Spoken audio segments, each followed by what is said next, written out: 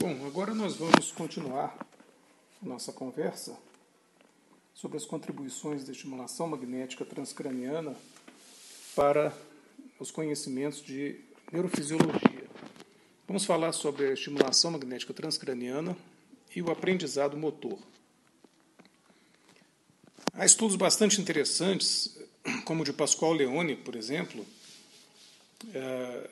em 1995, que verificou, através do mapeamento das áreas motoras cerebrais com estimulação magnética transcraniana, um aumento da área de representação cortical motora da mão em indivíduos leigos, sem nenhuma intimidade com o piano, ou qualquer outro instrumento similar, que praticavam escalas de piano no laboratório.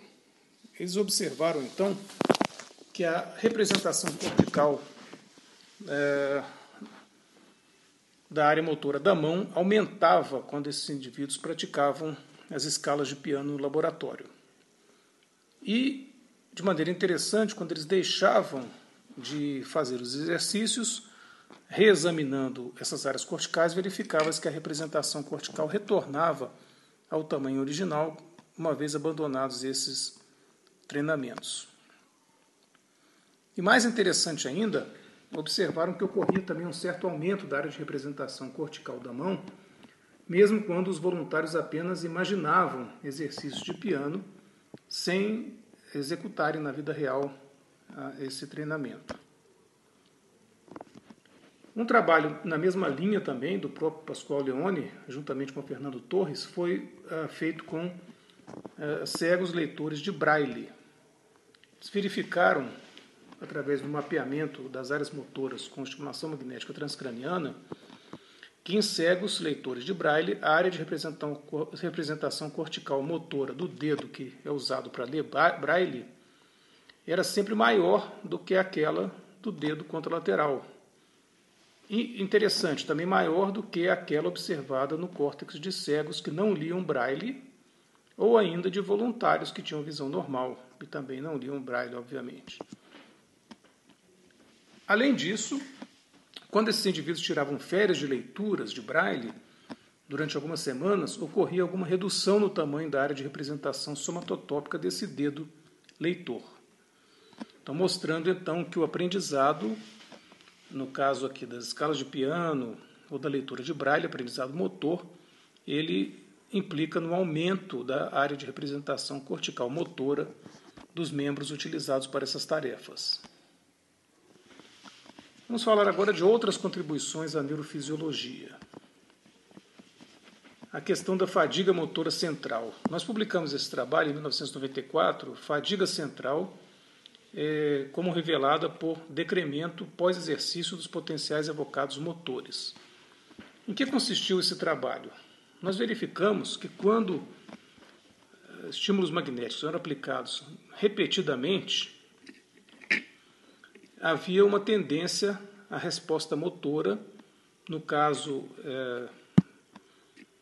caracterizada pela amplitude eletromiográfica, que é o que nós vemos nessa figura, das respostas evocadas motoras, ou potenciais evocados motores. Vocês veem que com estímulos repetidos, onde está escrito aí TMS, à medida que nós temos estímulos repetidos, a amplitude vai diminuindo com cada estímulo subsequente. À direita da figura, nós vemos o que acontecia com PBS, que era Percutaneous Brainstem Stimulation, quando nós fazíamos a estimulação elétrica do tronco cerebral. E nós vemos que as respostas à estimulação do tronco cerebral, elas não se reduzem com os pulsos consecutivos, mostrando que essa fatigabilidade das respostas, então, é restrita ao córtex. E como explicar isso? Essas respostas, na verdade, são bem semelhantes ao que a gente observa com a estimulação repetitiva supramáxima do nervo periférico na miastenia gravis, que é uma patologia em que nós temos anticorpos antirreceptor de acetilcolina nos receptores de acetilcolina do músculo. Então, com cada estímulo no nervo, aqui no caso falando de estímulos elétricos no nervo, nós temos uma redução gradativa da amplitude das respostas. Isso porque o chamado fator de segurança da transmissão neuromuscular, que é dado por várias características peculiares da transmissão neuromuscular. Primeiro, que há muitos receptores de acetilcolina no indivíduo normal. Nós temos a geração de um potencial pós-sináptico excitatório no músculo muito maior do que o mínimo necessário para que ocorra o acoplamento excitação-contração, né? E isso faz com que nunca ocorra uma falha da contração muscular quando vem comando motor pelo nervo para que ocorra a contração. No encéfalo é diferente. No encéfalo não existe, no nosso córtex, não existe esse fator de segurança. Os neurônios respondem ou não à estimulação através do que a gente chama de integração sináptica. Eles recebem muitas aferências múltiplas ao mesmo tempo e, através da integração sináptica, decidem, entre aspas, se vai ocorrer uma resposta de despolarização do neurônio ou não, potencial de ação neuronal ou não. Então, essa resposta, ou melhor, essa redução das respostas evoca o que a gente vê na miastenia gravis e sugere que, a nível cortical, exista a possibilidade, então, já que não há um fator de segurança, de nós termos fadiga dos próprios mecanismos cerebrais centrais de produção do movimento. E isso seria secundária à depleção de neurotransmissores no sistema nervoso central, da mesma maneira que nós temos uma falência da neurocondução periférica na miastenia gravis. Isso é interessante porque a maioria dos estudiosos de fadiga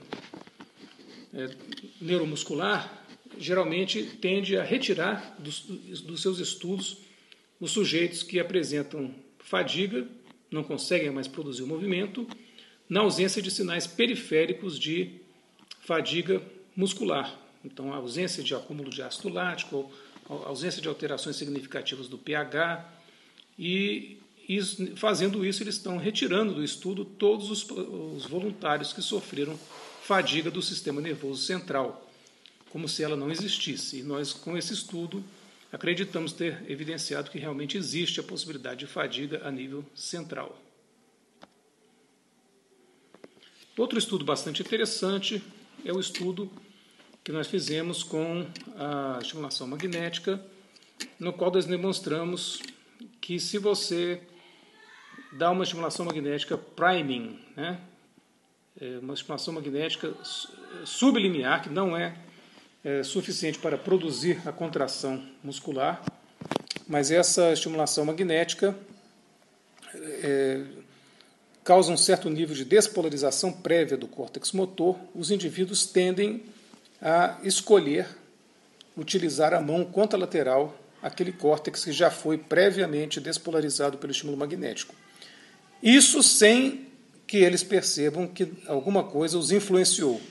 Geralmente eles dizem que fizeram a escolha de uma maneira totalmente voluntária, que não foram influenciados pelo estímulo magnético prévio.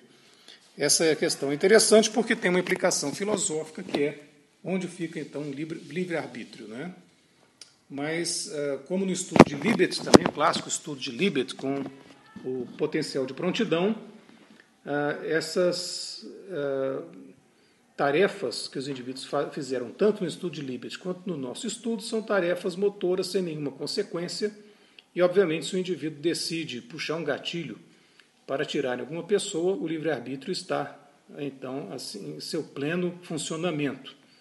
Não é alguma atividade cerebral prévia que vai fazer o indivíduo involuntariamente realizar um ato desses. Então, existe realmente um local na filosofia, né, uma posição de destaque para o conceito de livre-arbítrio. Também na neurofisiologia é suportado esse conceito.